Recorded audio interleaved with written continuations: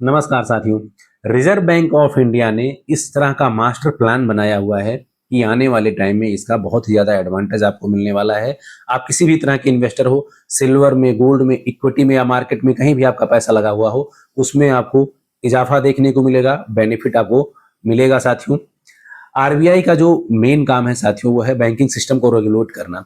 लेकिन इसके अलावा आरबीआई हर साल सेंट्रल गवर्नमेंट को डिविडेंड के रूप में भारी भरकम फंड देता है। अगर पिछले साल 2025 की बात करें तो 2.69 लाख करोड़ रुपए दिया था एज अ डिविडेंड।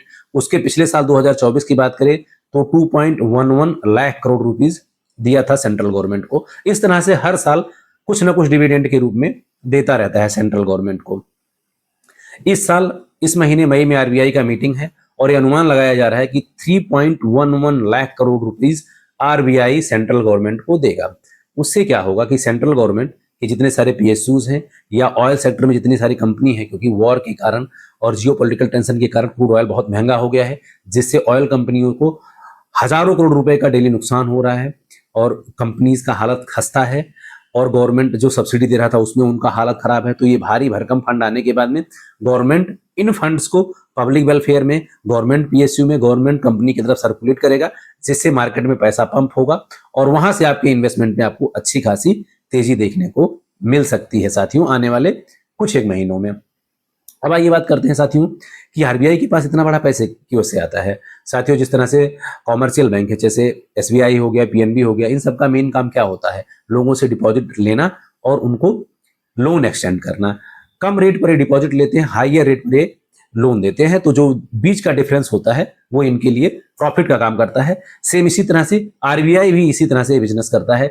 जितने सारे कॉमर्शियल बैंक है, चाहे सेंट्रल बैंक, चाहे एसबीआई हो, पीएनबी हो या अदर बैंक हो, उन सबको आरबीआई के पास अपना डिपॉजिट रखना होता है और आरबीआई से वो लोन भी लेते रहते हैं। तो डिपॉजिट पे आरबीआई उनको कम इंटरेस्ट देता है और लोन पर higher interest rate of charge करता है। तो इन दोनों का जो डिफरेंस होता है वो आरबीआई के लिए इनकम होता है और उन इनकम के जरिए आरबीआई सेंट्रल गवर्नमेंट को डिविडेंड देता है। इसके अलावा भी आरबीआई के बहुत सारे मेजर काम है जो आपके लिए समझना बेहद जरूरी है, जैसे मॉनेटरी पॉलिसी के जरिए महंगाई को कंट्रोल करना, बेरोजगारी को कंट्रोल करना, नोट की प्रिंटिंग करना, साथ के साथ बैंकिंग सिस्टम को पूरे के पूरी तरह से रेगुलेट करना, उनके लिए रूल्स एंड रेगुलेशन डिफाइन करना और उसको बनाना साथियों।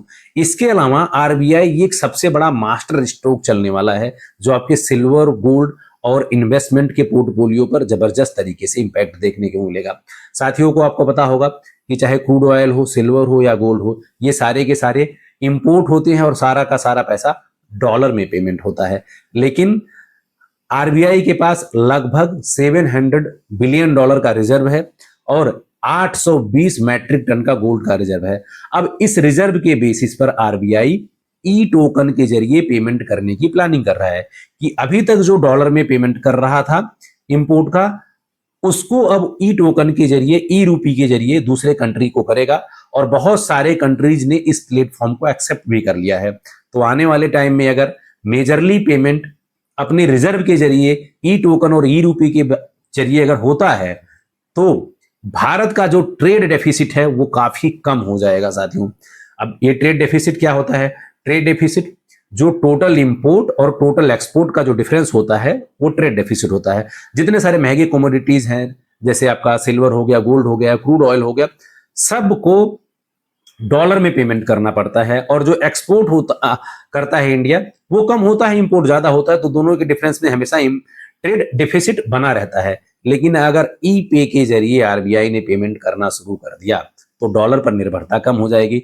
डॉलर, क्योंकि भारत जो है सबसे बड़ा गोल्ड का खरीदार है, सिल्वर का खरीदार है, क्रूड ऑयल का खरीदार है, अगर डॉलर पर निर्भरता कम होगी तो डॉलर धड़ाम से नीचे आएगा, सिल्वर और गोल्ड के प्राइजेस को यहाँ से सपोर्ट मिलेगा और भारत की इकोनॉमी यहाँ पे मजबूत होगी डॉलर पर निर्भरता कम करते हुए, जिसके कारण एफआईआईज का इन्वेस्टमेंट इंडिया में बढ़ेगा, इंडियन इकोनॉमी ग्रो करेगी और मार्केट में जो पैसा अभी निकल करके जा रहा है वो मार्केट में इनफ्लो आना शुरू हो जाएगा।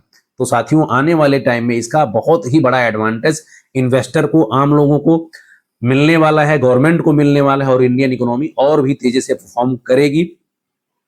ये जानकारी आपको कैसा लगा? चैनल को लाइक करें, शेयर करें और सब्सक्राइब करें और कमेंट बॉक्स में जरूर बताएं साथियों कि आरबीआई का जो सिस्टम है अगर आने वाले टाइम में रेगुलेट हो जाता है, चालू हो जाता है सुचारू रूप से, तो इसका एडवांटेज कितना आम जनता को, इन्वेस्टर को और गवर्नमेंट को मिलेगा। अभी के सेशन में इतना ही, मिलते हैं नेक्स्ट सेशन में। Thank you.